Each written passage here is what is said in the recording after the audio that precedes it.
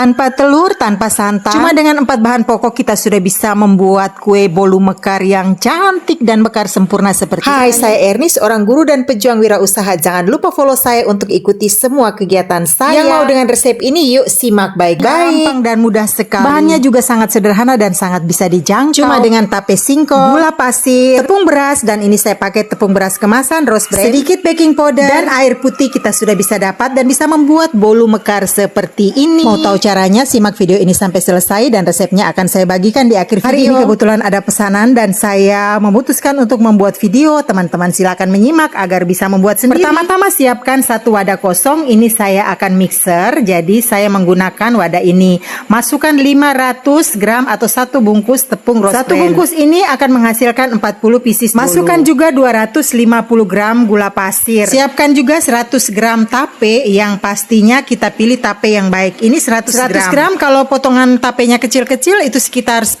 sampai 11 tapenya buah. Dipastikan harus manis, empuk dan tidak berserat ya. Tape yang baik dan berkualitas, aroma tapenya itu yang membuat kue ini menjadi cita rasa tersendiri. Kemudian kita masukkan tape ini ke wadah tadi. Selanjutnya kita siapkan 800 ml air, dimasukkan bertahap. Boleh dicampur manual dengan cara dipukul-pukul seperti video tutorial yang sudah saya berikan. Boleh juga dengan menggunakan mixer tangan. Namun kali ini karena saya sambil membuat kue pia, maka saya gunakan hand mixer biar bisa ditinggal-tinggal. Video cara mencampur manual sudah saya berikan di video sebelumnya. Dan kalau Anda mau pakai mixer, kita menggunakan mixer ini selama 15 menit. Sambil airnya kita masukkan bertahap sedikit demi sedikit sampai habis. Oh iya, hampir lupa nih, jangan lupa masukkan sedikit vanili. Dan secara perlahan-lahan sambil menuangkan air ini hingga habis. Mixer dengan kecepatan sedang sampai 15 menit di timer. Kalau sudah 15 menit kita matikan mixer, lalu kita aduk-aduk. Kemudian kita keluarkan dari mixer. Kalau waktu ulennya ini memang sudah cukup, di permukaan tampak gelembung yang banyak seperti ini. Ada besar, ada sedang,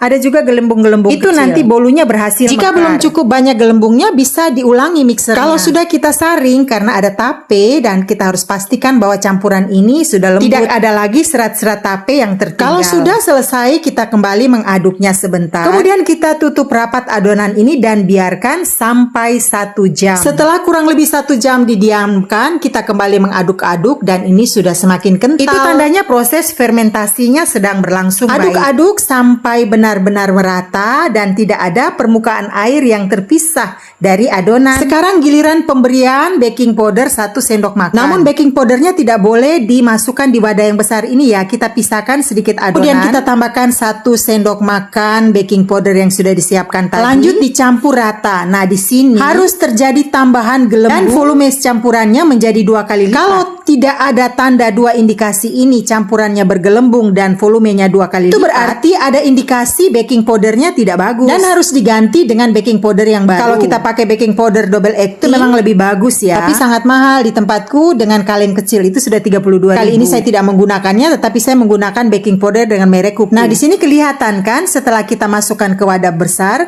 banyak gelembungnya dan volumenya indikasi meningkat. Ini buat bolu kita sudah dipastikan akan Namun mekar. Kalau belum ada tanda-tanda ini, diperbaiki dulu dengan menggantikan atau menambahkan kembali baking powder biar campurannya nanti tidak sia-sia. Selanjutnya saya akan membagi 2. 1 akan saya berikan pasta pandan. Pasta pandan ini juga buatan sendiri yang tentunya pasti higienis dan sangat harum dan alami. Kemudian kembali kita mengaduknya secara merata seperti ini. Kemudian kita tuangkan ke cerek takar biar mempermudah kita untuk mengisi pada cup-cup yang ada. Sementara itu di kukusan kita panaskan cetakan ini, kita tutup rapat selama 10 menit biar benar-benar panas. Kalau cetakan tidak cukup panas, kembangnya juga tidak mekar sempurna. Selanjutnya kita tuang adonan ke cetakan sampai penuh, sampai hampir rata cup. Kemudian tutup rapat dan kukus dengan api besar selama 25 menit. Dan kalau sudah 25 menit kita lihat, wow, cantik kan? Kemudian kita angkat dan dinginkan dan selesaikan semua campuran hingga habis. Tinggal kita keluarkan dari cetakan seperti ini. Ada yang bertanya, apakah tidak menggunakan daun pisang? Bisa, makanya saya menggunakan yang pertama tadi cetakan tanpa daun membuat pisang. Cup dari daun pisang tutorialnya sudah saya berikan di video ya. Yang ini kukusan dengan cup daun pisang. Jadi mau pakai daun pisang, tanpa daun pisang tetap mekar yang sama. Perbedaannya kalau menggunakan daun pisang tentu lebih harum tapi lebih rumit. Pilihan ada pada kita sendiri ya. Semuanya sudah selesai dan ini hasilnya cantik. 1 bungkus tepung rose bran tadi bisa mendapatkan 40 pieces dengan ukuran sama jumbo seperti ini. Itu rasanya sangat enak, enak, lembut, aroma tape, aroma daun pisang, daun pandan, semuanya berpadu menjadi satu. Dan ini wajib di-recook ya. Semoga bermanfaat dan selamat mencoba.